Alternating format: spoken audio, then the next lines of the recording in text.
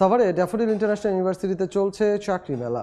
১৩০টি শীর্ষস্থানীয় প্রতিষ্ঠানেতে অংশ নিয়েছে। এই মুহূর্তে সেখানে আছেন আমাদের সহকর্মী মোজাফফর হোসেন জয়। সরাসরি চলে যাচ্ছি তার কাছে। জয়, আমি রয়েছি সাভারের বিরুলিয়া এলাকায় স্থায়ী ক্যাম্পাস ড্যাফোডিল ইন্টারন্যাশনাল ইউনিভার্সিটির জব উৎসব অনুষ্ঠানে। আপনারা জানেন যে মূলত এই জব ফেয়ার বা জব উৎসব অনুষ্ঠানটি থেকে মূলত ২৫০০ জনের চাকরির ব্যবস্থা হবে।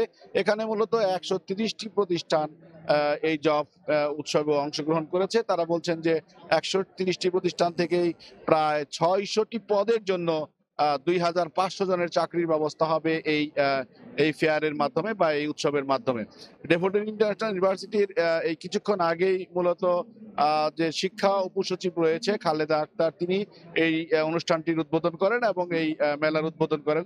তিনি বলেন যে এই ধারা থেকে মূলত ড্যাফোডিল ইন্টারন্যাশনাল ইউনিভার্সিটি একটি বৈপ্লবিক চিন্তাধারার জন্ম দিল, যেখানে শিক্ষার্থীরা বা পড়াশোনা শেষ করে তারা একটি চাকরির জন্য একটি উৎসবের মধ্য দিয়ে বিভিন্ন প্রতিষ্ঠানের কাছে আসবে এবং প্রতিষ্ঠানগুলো ভালো শিক্ষার্থীদেরকে বেছে নেবেন।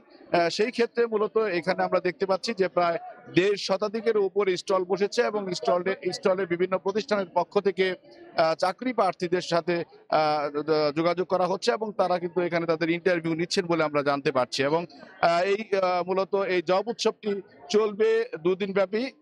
সেক্ষেত্রে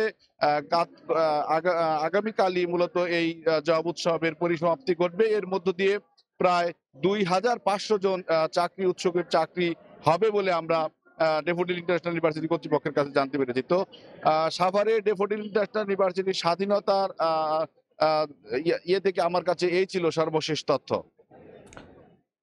সাভারের ড্যাফোডিল ইন্টারন্যাশনাল ইউনিভার্সিটির ক্যাম্পাস থেকে আমাদের সঙ্গে যুক্ত হয়েছিলেন সহকর্মী মোজাফফর হোসেন জয়।